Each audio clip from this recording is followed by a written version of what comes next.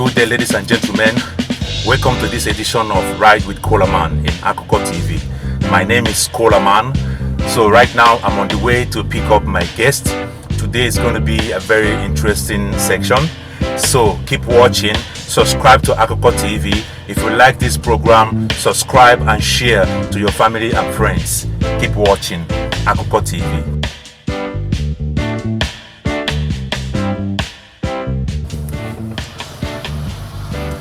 Good morning. Good morning. Hello. Good morning. How are you? I'm fine, thank you. And you? I'm fine.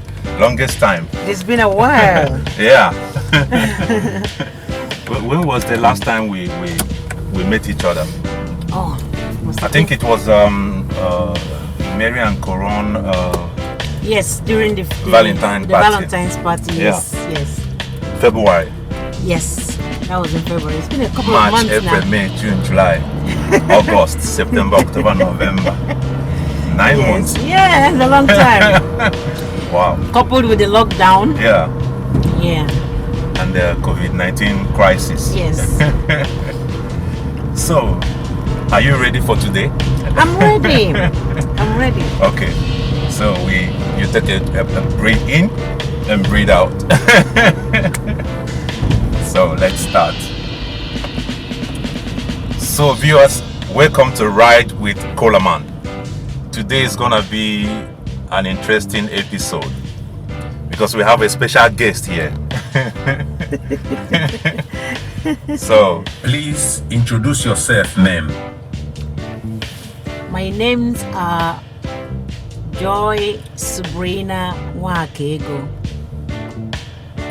and I'm a Nigerian. I'm Isbuta Nwafuibo. Yes. Yes. And I reside here in Austria, Vienna. Yeah. Yes. And you are SUBSTYLE. And I am popularly known as SUBSTYLE. SUBSTYLE living. SUBSTYLE living. From SUBSTYLE to SUBSTYLE living. Yes, it used to be SUBSTYLE, but now it is SUBSTYLE living because now we're dealing with everything that has to do with lifestyle. Mm-hmm. Yes. And fashion. Fashion, beauty, matters arising, interviews, events. Yes. And you recently started a YouTube channel. Yes, I recently started a YouTube channel.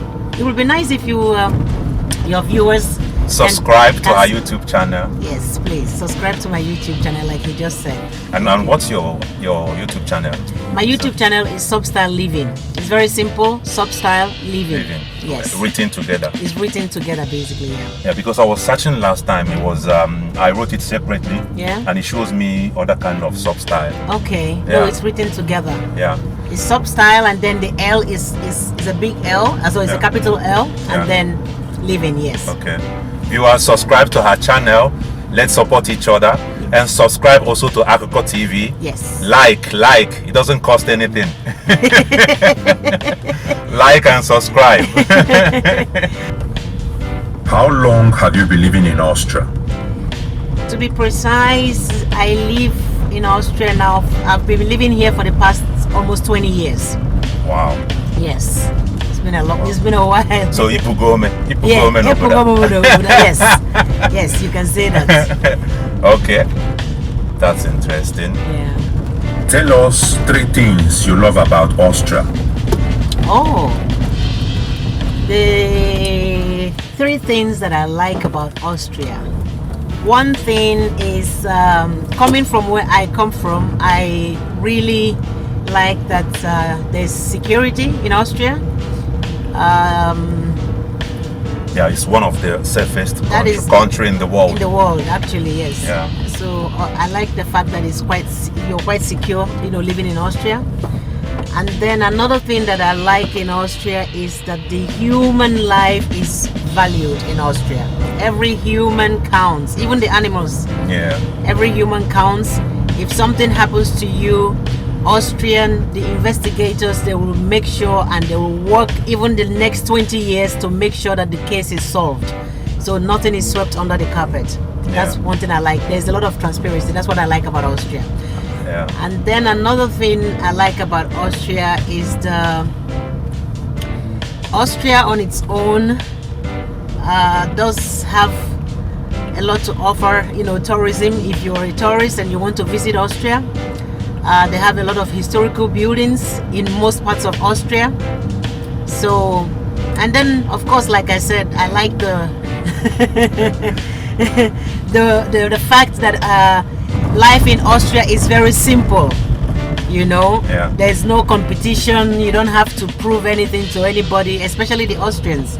Yes, those are the three things I like about and Austria. You will not even know who is rich and who is poor. That's what that's what it is. It's very simple. If you are simple. rich, it's in your pocket. Yes, yes. Which is nice. Yes. Yeah, like you said about the historical buildings. If you come to Africa, all the historical buildings are easily destroyed. Yes. Why? It could be because they want to build new structures. They don't value these historical buildings. Like my granddad had a very big old building, bungalow. Yeah. It was built during the British colony. Oh. Very wonderful. If that building would be in Austria, it would be one of the best historical buildings. Yeah. But they destroy it. My uncle destroyed it and built a new building there. Yeah, I think that's really sad because I think it's also again the awareness. If we can bring this awareness back home, that actually those things that are older, that is good to leave them so that our young generation can see them. Yeah. Or your grandchildren can see them. It just goes a long way. I think it's the awareness also. If people are made aware, that actually those things are supposed to be left. And some of these old buildings are much better quality than much more, yes, than anything else. That is so true. That is so true. Yeah. So we are driving around the first district. Okay. Tell us 3 things you would love to see improved in Austria. Oh. The 3 things I would love to see improved in Austria. I think the first one would be, for me being a foreigner here. I always consider myself a foreigner here. But for me being a foreigner here, I would like to see the Austrians want much more to intermingle and interact with us and find out who we really are. Because some of the Austrians, they don't really know us, or they don't give us, there's not so much chance to get to know us. The openness is lacking. Yes, I would love, to integrate more foreigners. So that people can integrate more. Yes. Yeah, I would like that. Yeah. And the second thing? And the second thing would be, it's still on the same line. Would be that they stop bringing my people back without having to, people who come here and then for one reason or the other they take them back home. Some of those people that are here, their lives are in danger, and that's why they come here. So I would like to see that improved, where people are given the chance, especially those who've lived here for 10, 15, 20 years. It doesn't make any sense to bring them to a place they've not been in the last 10, 20 years. Okay, the ones that has been already integrated very well. Already, yes. And has not committed crime. And they've not committed any crime. They have, some of them even have children here. Yeah. Some of them have started, businesses. So I think and they can speak the language. And they can speak because the language. Speaking the language is one of the most important thing in this country. Yeah. So I think it's really sad when those people are taken back home. I would love to see that changed, Okay. Yeah. Okay. And it's like being more tolerant. Yes. Yeah. Absolutely. So what is the last one? The last one would be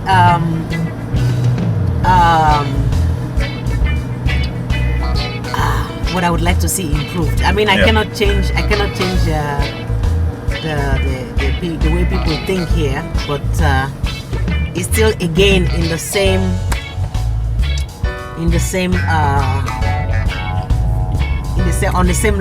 line. Okay. Yes. So you mean about being lesser discriminative? That's that. For example, I would really love for for the tolerance to be also there from the Austrian people towards us as a people, and we're not just judged, like, okay, her skin is dark, and we're all put in the same box, then she must be like this. No, there are a lot of black wonderful people out there, that would like to, intermingle also with the Austrians. I think we should be given a chance. That would be those are the three things I think before someone can, it's much better before you judge someone, interact with the person. Don't judge people because of how they look like. Exactly. That's what I meant, that you just see someone and you say, okay, they are dark skinned, so they must be this way or that way. I would really love for people to be given a chance, and you get to know someone.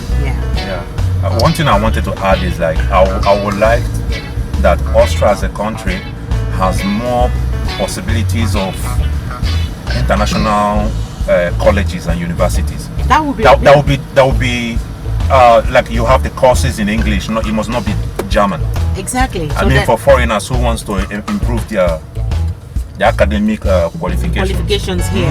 I think that would be really, really. I think it's part of it also. It's all about the openness. So if they are more open and more receptive to us being here, then they would also make amendments and make changes and make available means for us to be able to feel integrated even more. Because there's this country close to Turkey. Do you know many Nigerians are going there for studies? I forgot the name. They are also in the EU. And I'm wondering, it's close to Greekland, between Greek and Turkey. I've forgotten. But many Nigerians are getting scholarships. They are studying in universities. Because they speak English there as well. But I don't think it's an English-speaking country. But it's a country that is open for international studies. Okay. Okay. So that's why you see lesser Nigerian students here. Yes, that's true. Because the language becomes sort of like a barrier. Then if you want to study, then you spend 2 years studying the language first. And people these days are very time cautious. Interracial children mostly end up having identity crisis. As an African mother, how do you think is the best way to raise them up so they won't end up like that? Interracial children end up having identity crisis. Most of them. Yeah. How do I, as an African mother, raise them up in the right way so that they have this confidence of who they are? Well, I think in this case where you're asking me the question, so I'm speaking from my own perspective. I don't know if there's really a right way for everybody in general to raise children, but everybody has to figure out, because when you have children, there is no handbook. There is no handbook, so everybody does it in their own way. I think the best would always be, from my perspective, so that they don't have identity crisis, is for them to know both sides. If you have mixed children, it's quite important for them to know that they are African and that at the same time they are European or American. But in this case, is it not so complicated? I think it depends. Sometimes it could be difficult. For example, I think it's much easier for the mother, for the ones that the mothers are African. Okay. Because the children spend more time with their mom. They are more attached with the mother. Yes, and also more attached to their mothers. So, yes, I think it's then for those children that their mothers are African, it's a bit more easier. Because they get to already from a very young age start to eat the African food.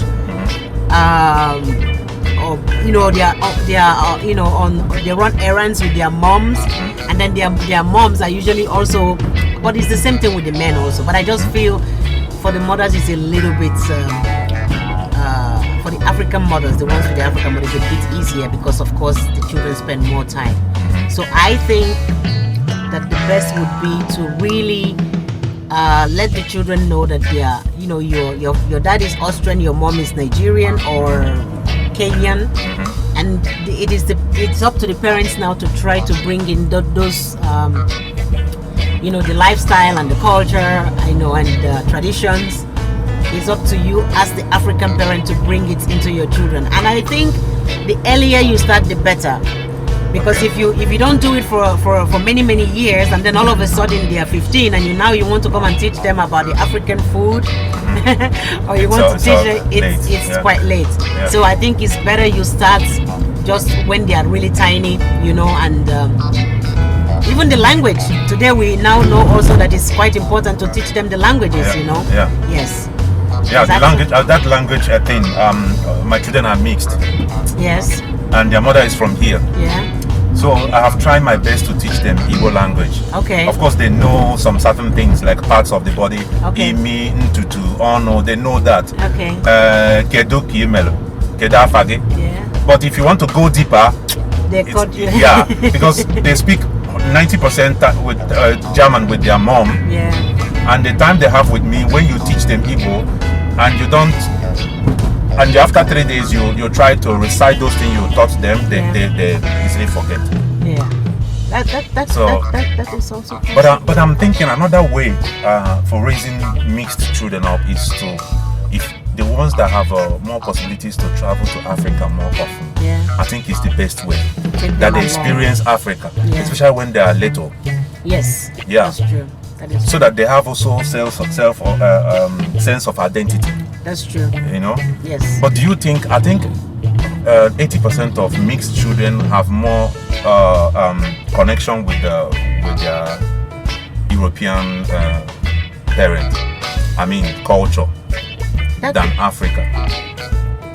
As long as they are here, of course, that would be the case. That would be the case. That would be yeah. the case because 99.9999% of what's happening around them is here. Yeah. Is here. And also the school and all the that. school. Yeah. So, but of course, if you look at children who both that are mixed, but one parent is from Nigeria and then they live in Nigeria, is the reverse. Is the reverse Yeah, case. So yeah. it's basically because automatic. Yes. Yeah. Yeah. Because it's the surrounding and Environment. and the environment where you're raised. Yes. Can you tell us the difference between loving someone and falling in love with someone?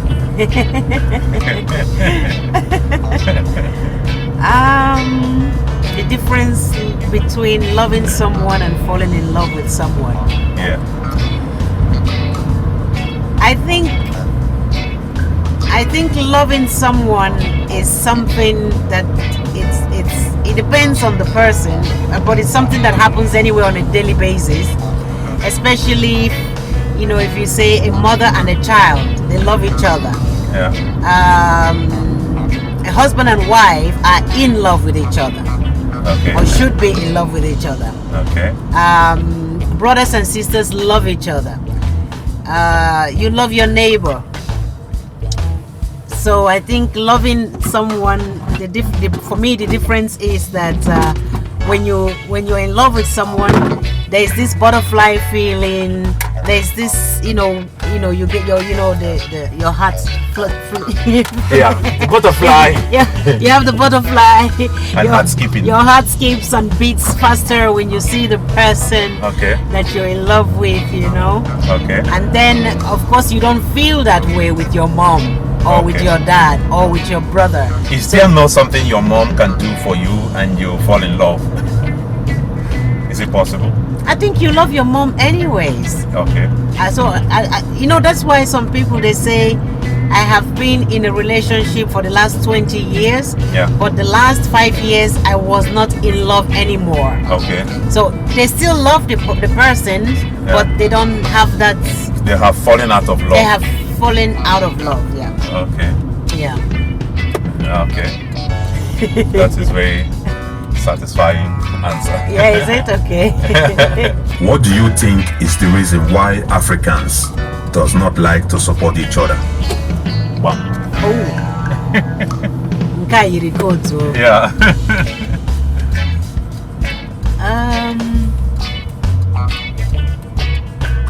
I think it's again. That's a tough one. Why Yeah. is it that? What do I think makes Africans not to support each other? Yeah, they value more if maybe if it's a white man who is handling some job, they have a confidence that this white guy is more qualified, even though it might be that the black guy is more qualified than ever than the white guy. So once it's a white skin, they believe that this person knows what he's doing. And apart from that, Africans, they don't value supporting each other. And you want me to answer why it is what like makes them think like that? Okay. Yeah. I think again I would say it has to do with awareness. And us, we should, I don't know why it is like that, honestly. And maybe it's the fact that we are not aware that we really need to support each other. Or is it that we don't value each other? We don't value our skin color or who we are as an African. That could also, I'm coming to that. I think, but I think, yes, you just actually nailed it. It's a part of not valuing, not having that value for one another, which again boils down to the awareness. If you are aware that your brother is your brother no matter what, I mean, you know, if we support each other, we are actually making our community stronger, and we grow together. Yeah. I don't know if I'm allowed to say this here. There is a saying within a community, which is the Jewish community, that the money, if I pay you for something in the Jewish, for example, we are Jewish. If I buy something from you, that money that I buy something from you is going to change hands 18 times within our community before it gets outside the community. So you can imagine why wouldn't that make a community stronger? You know, when the money stays, richer and more, you know, they prosper with that. Why, if the money stays within the community, why wouldn't the community be stronger? Why wouldn't the community be able to do things together? So I think it's again the awareness. If we have that awareness and it is preached within our community that we actually do need to support each other. You know, for example, we are Nigerians, you know, because the question was phrased to, you said Africa. We are Nigerians. For example, they said the diasporans, the people that are outside Nigeria, we send more than half. The remittance we send is more than half of the budget, the yearly budget we have in Nigeria. Do you know how much power that has? So it's a very strong. That is huge power. So, if, for example, since we know we have that kind of power, and we make sure that money rotates within our community, that is where, you know, it's going to be a part of the revolution for Africa, for example. Also, if we say, okay, this is an African brother, I'm going to buy from him before I buy from I don't know, somebody from, I'm not going to name any other country, but I will spend the money with my black brother in my black brother's shop before I spend it elsewhere. And then I think if we have that again, having that awareness, and then there's no reason then why we shouldn't have that have that ability to grow, or the ability to trust each other. And then of course that's the question also is why is it that we Africans, we don't trust each other, we would trust a white man? It's, in that case, I would say it's also not really maybe our fault. To be honest, we have been brainwashed for so long to think that a certain people are superior to us, that a normal person who is also again not aware would think, okay, Mr. Smith's is more superior than my brother Ekenechukwu. Let me go with Mr. Smith instead of you know, believing what Ekene told me. Which is again boils down to awareness. When we have to make that awareness available and let our brothers and sisters know. We have to build it in our consciousness also. But you know, some people are still not awake yet. That's the point. That's the point. You know, there's this big awakening that is happening right now. A lot of people are beginning to now, because of what's going on around the world, now wake up. But mind you, some people have been awake since 10 years, 15 years. And those people, when they will talk, people will tell them, oh, this one you're just talking, you know. But now people are beginning to realize that we need to make changes, you know. Yes, and I'm really happy about that. So imana ana asị n'ọnụ Igbo mgbe onye tetalo It's true.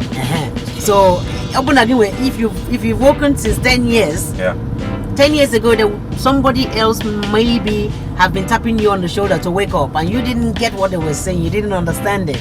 But now, it's our duty, the ones that are awoken, to wake up. I think I have been awoken since I was a child. Some people are then you must be a really intelligent, smart person. I have an old soul. Okay. Who always want to learn, who is open to learn new things. Yeah. Due to economic situation in Africa, especially in Biafra land, do you think it's high time our people should start doing simple burials, just like in the Western world? Yeah. Wow. Yeah. And Exactly. yes.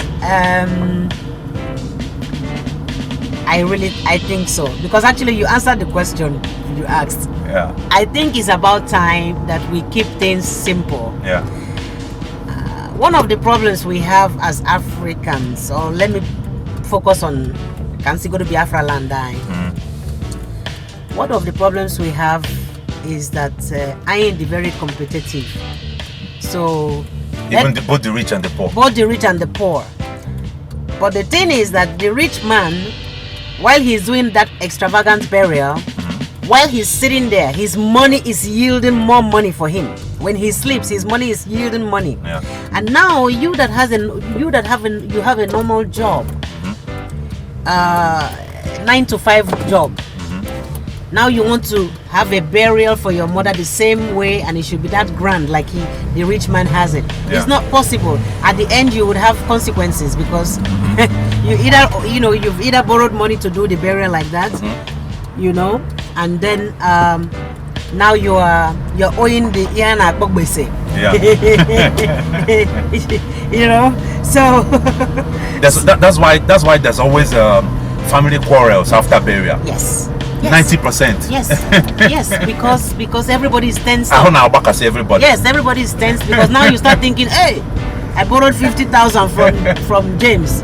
Now I have to go back to Lagos to go and pay. So I think maybe it's about time that we address those issues. Take care of your parents while they are still alive. Sorry to interrupt you. When you borrow money to buy cow for Omunna, and they still seems not to be satisfied, you will be so full of anger. Yes. And the truth is that all the very difficulties satisfy your money anyways. You cannot. And Umuada also. Sorry to say that. Umuada is even the worst. I know that personally. From experience. If bread and gesha is missing, I know that. And it's something they can afford, but they need that one from the burial. Yes. How manage? Yes, because it's during the burial now that they will want to get everything they've not been able to get, and that is when you're more vulnerable. Now you've lost someone. Now you're at their mercy. Now they can undo. I'm even suggesting, that bread and gesha, sardine or whatever they share. Why don't those Umuada, if you are coming, you buy 1 or 2 bread and put it in your bag with 2 or 3 box of sardine. When all of them comes with it, you see that it will be so much for them to share. But they put all this cost on the people that are making the burial, even though they don't have the money. Why people doesn't, even if you're going to a burial, come with 1 crate of mineral. Oh, that would be that. I think that would be a way of supporting each other. Exactly. During burial. The people that lost their parents or lost their loved ones should be supported. Yes, exactly. And not be taken advantage of also in that time. Especially when they are actually crying. Exactly. You see? Yes, no. You see? You can still see. No, it doesn't make you blind. But I think as a people, maybe it's about time we start addressing those issues. Because the thing on a lot of people now. I think those traditional elites should also take note, because I think they are the one that should change the law. Yes. Yes. But they are so adamant to adapt to the new world, how the world is evolving. Yes, they don't have to necessarily change the law. change it completely. Rather, they should amend some things. Yeah. The things that are not really working for us, let's amend it. Exactly. You know, so that we can be happy people. We can be happy people. Yeah. We can be happier as a people, rather. Yeah. You know, there's no need. If you've lost your mother, you're crying that you lost your mother. Now, Obiara Mapogi, because in ages, even using with Tego, this barrier. Yeah. You know, so. Okay. What do you think about EndSARS movement and Nigerian government freezing the bank accounts of EndSARS protesters? This is political. Political, yeah. What do I think about the EndSARS movement? Honestly, when I heard about it and when I saw it on the news and on social media, I was very, very proud of the Nigerian youths. And I'm sure that a lot of Nigerians were proud to see that movement. Yeah. And I think mostly because it was a peaceful movement. The youths were not, they were not vandalizing. They were even cleaning the areas of the protest. Right, they cleaned their areas. And within that short time, they proved to us that they are able, our youths are able to unite, regardless of ethnicity, regardless of religion.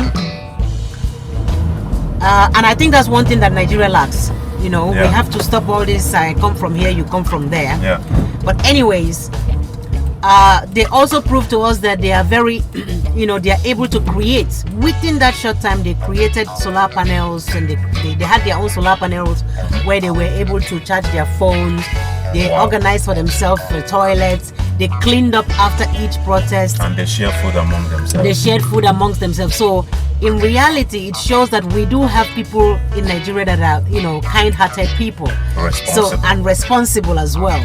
It's just that we have some people that are not taking care of their people. So when I saw the movement, I was really, really proud as a Nigerian, because the truth is that almost every Nigeria is frustrated because of the situation back home.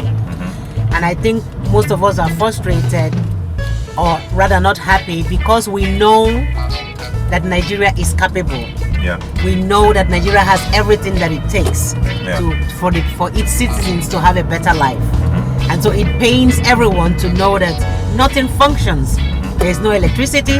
We don't have good roads. We don't have affordable, good hospitals.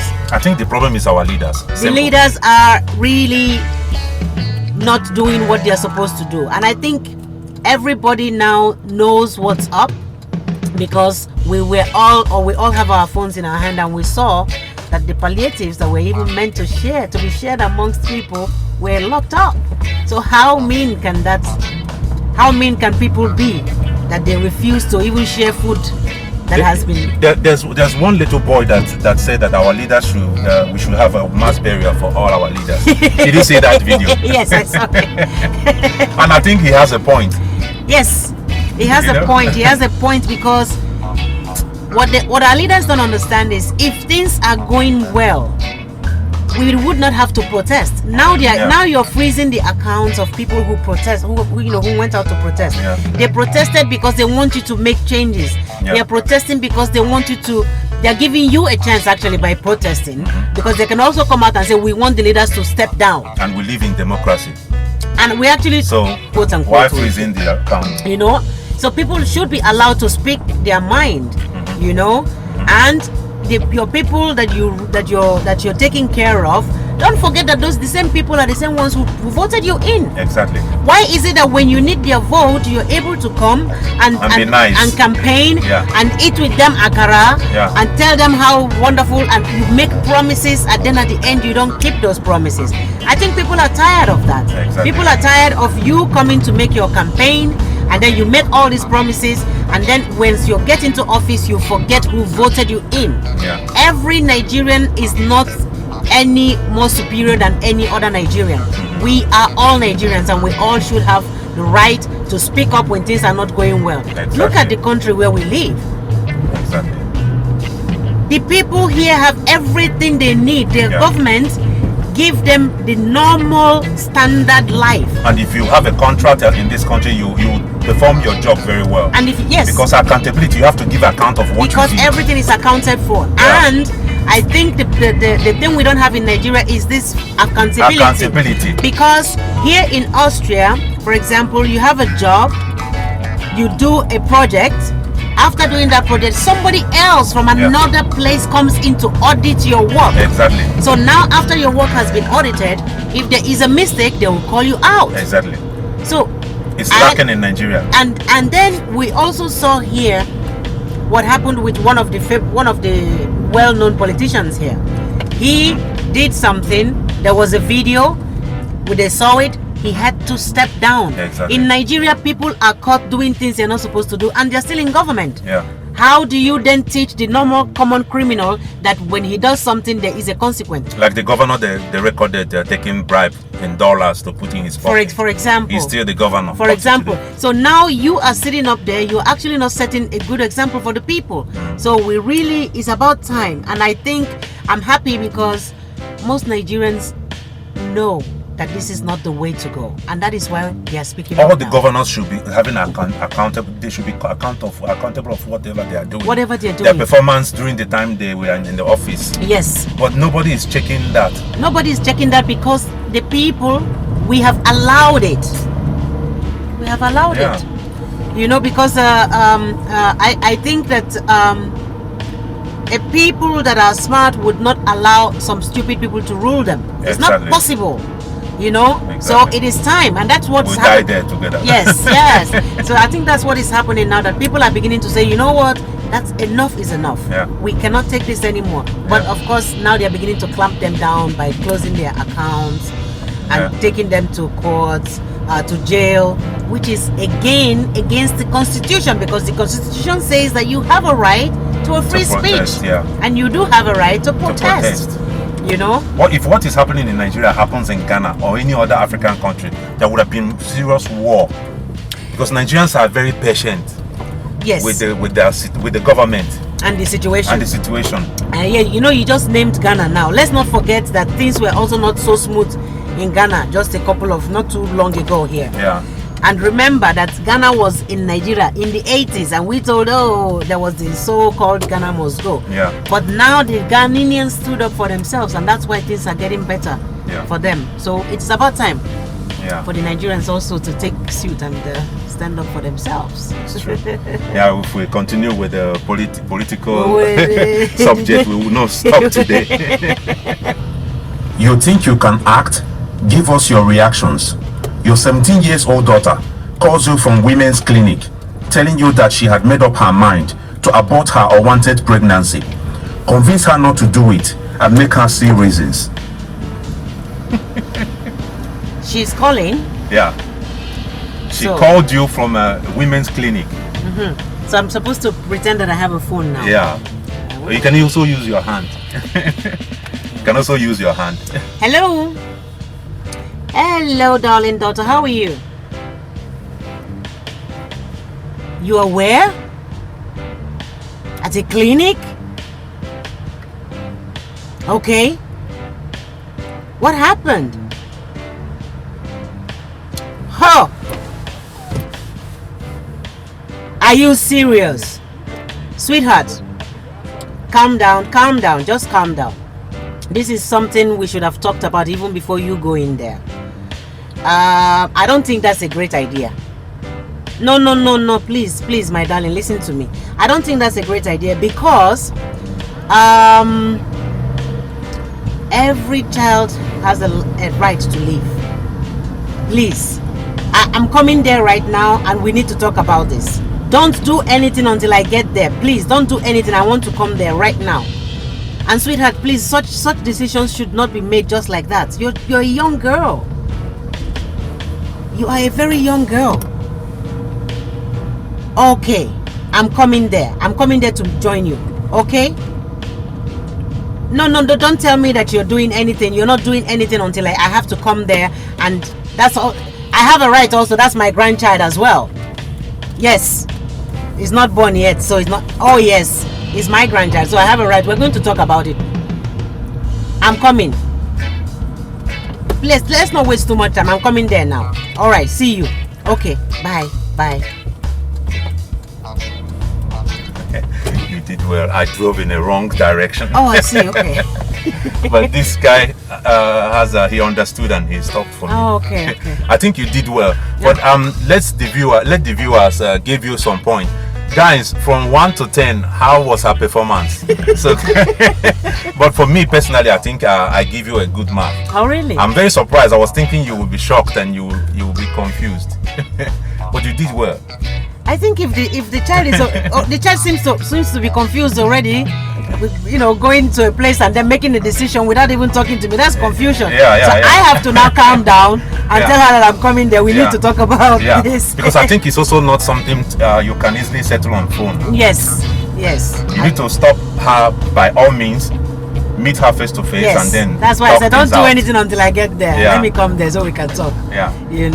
So thank you so much for taking part on this ride with Coleman. Thank you for having me. I appreciate. And in closing, I have a little gift for you.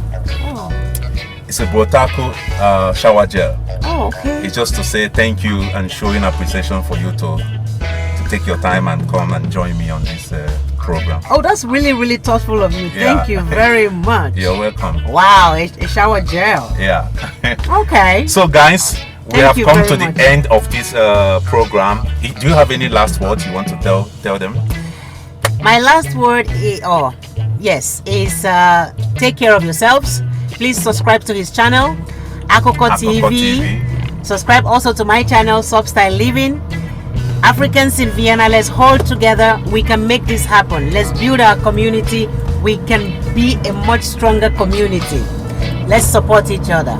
And with that, I say bye. Bye. AkukoTv, one of the best.